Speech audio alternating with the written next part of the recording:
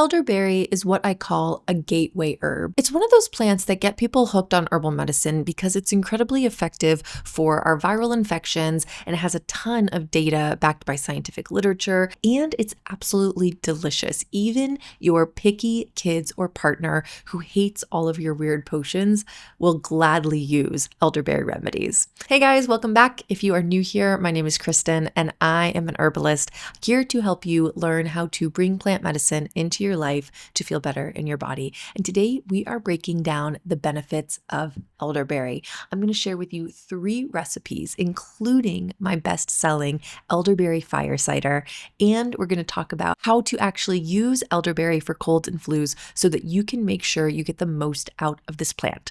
Now, elderberry is a powerhouse for viral infections. The entire elder plant is medicinal. It has a ton of different uses, but for the berries themselves, we're primarily using them for their immune boosting and antiviral properties. Elderberries have a sweet and tart flavor that makes them really palatable, and they can even be used in desserts. Now, you don't want to eat the elderberries raw because they have very strong laxative effect. You need to actually cook out some of those laxative properties or else you are not going to have a good time. So don't eat them raw. But when we process them or we dry them, then we can actually use them in things like syrups and teas and even desserts. So as I said, elderberries are known for their antiviral properties. They're known for fighting viruses like colds and flus. They're also pretty high in antioxidants, specifically vitamin C, and they're expectorants, which means they're going to clear mucus from the lungs, supporting respiratory health in general. Plus, they have some antispasmodic properties, which means they're going to calm coughing, they're going to relax the respiratory muscles.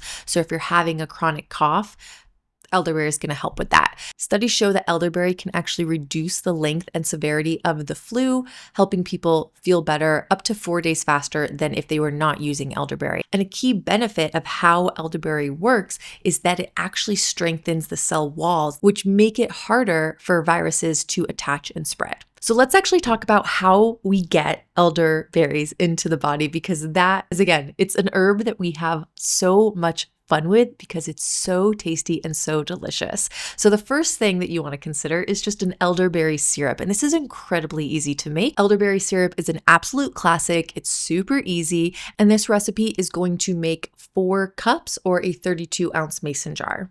So before you get started, just know that I did put together a free PDF that includes exact measurements for all the recipes we're going over today, plus actual protocols on how to use and dose elderberry for your colds and flus. So you can follow along with the video. You can grab the PDF in the description if you prefer to have everything written down, especially if you don't have a scale handy for measuring out ingredients. So again, it's totally free and it's available for you anytime. So get that in the description. For this recipe, we're going to make it really simple. You're going to add 2 cups of water and 2 cups of sweetener to your pot. Now, I am using honey because that's my preferred sweetener, but you can use honey, maple syrup, or sugar. And we're going to do a 1-to-1 ratio of water to sweetener. Now, if I were making this at home for myself, I might prefer a 3 cup of water to 1 cup of sweetener ratio. You can play around with that ratio, feel what is the best for you. You're allowed to do that. Now, the only thing to consider though is that the more sweetener there is, the more shelf stable it will be and the longer it's going to last. Regardless of what you do, you will want to keep this in the fridge, but it will hold up to being on the counter for a day or so, or if you're mailing it for a holiday gift.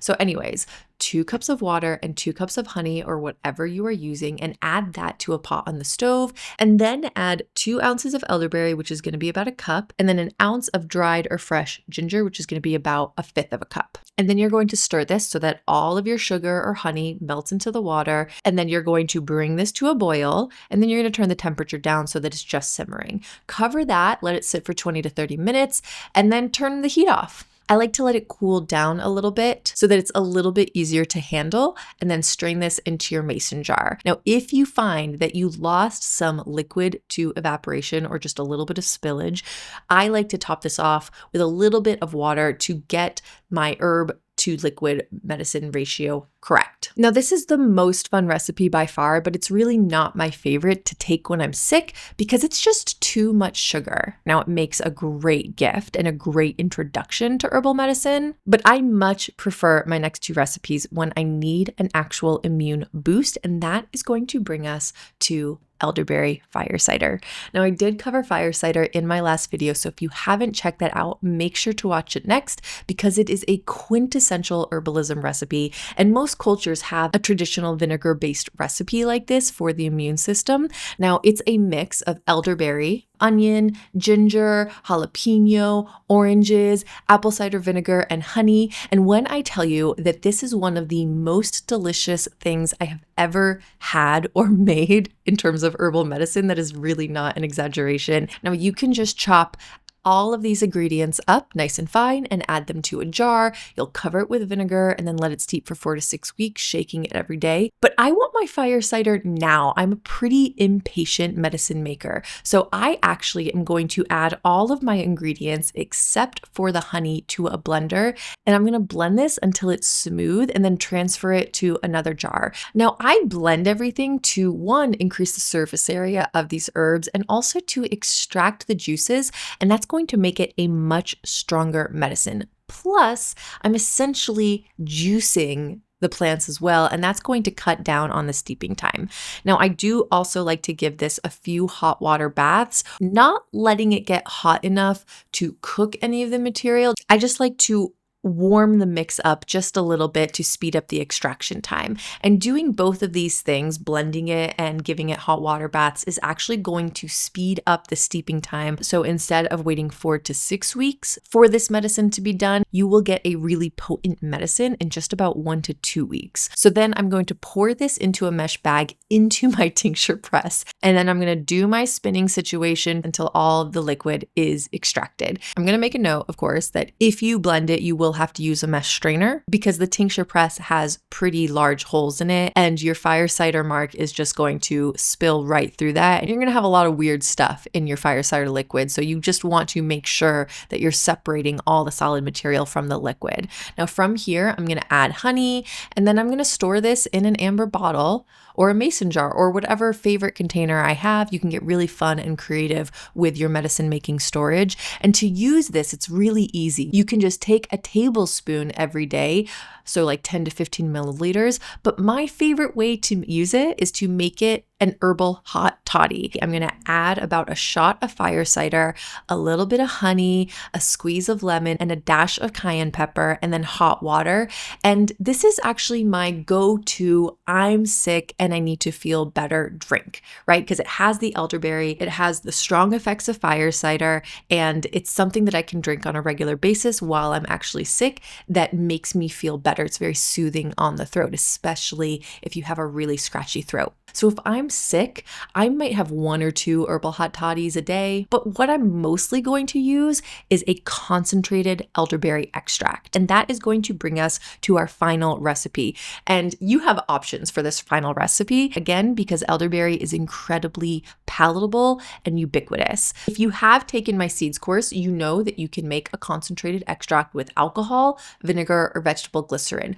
But if we combine these ingredients in different ways, a whole new world of delicious herbal medicine opens up. If you make a tincture with vinegar and honey, you have what is called an oxymel. And then if you add glycerin and alcohol, you have what is called an elixir. And these are both super tasty ways to get a ton of elderberry into the body in a concentrated dose so that you can just roll over, pop a dropper full or 2 into your mouth, and then go back to sleep. And again, these are so easy to make. It's just like making a tincture. If we're going to do an oxymel, you're going to add 28 grams of elderberries or 1 ounce to a jar, and then you're going to cover that, really simple, with 75 milliliters of vinegar and 75 milliliters of honey. And of course, medicine making 101, you're just going to label it, put the ingredients on, shake it up, and then let it sit somewhere where you're going to remember to shake it every day. Now, if you're going to make an elixir, that would be the same ratio. It's going to be 75 milliliters of vodka or brandy and then 75 milliliters of vegetable glycerin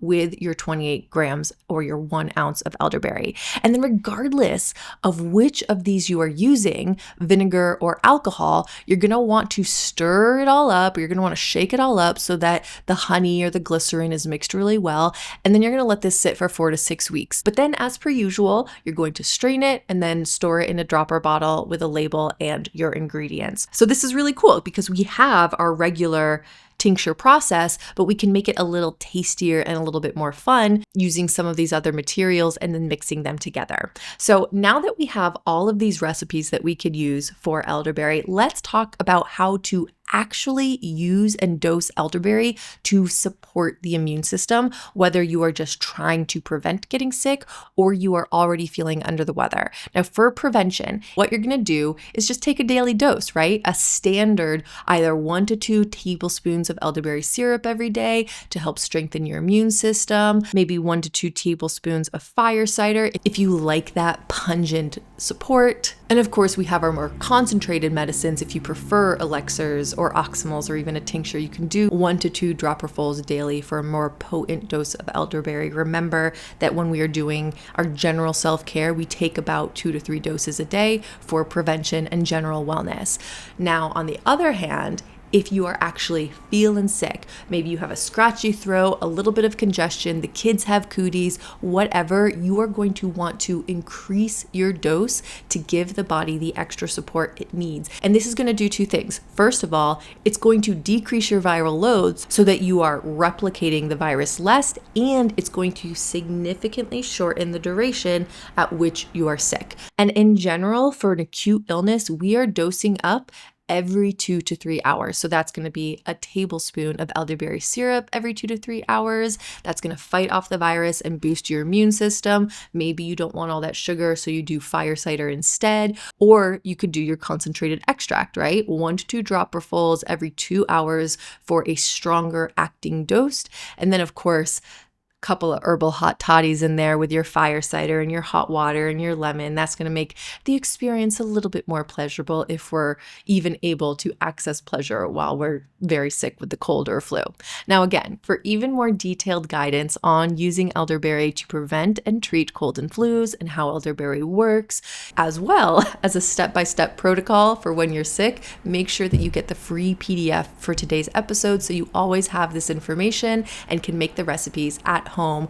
And this is great for whether you have a kitchen scale or not. I know I see a lot of you in the comments preferring to use the folk method. That's totally fine.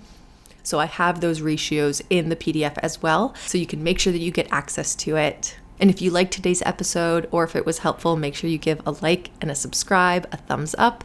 And then, yeah, that's going to be it for me today. And I will see you next time. Okay. I love you. Bye.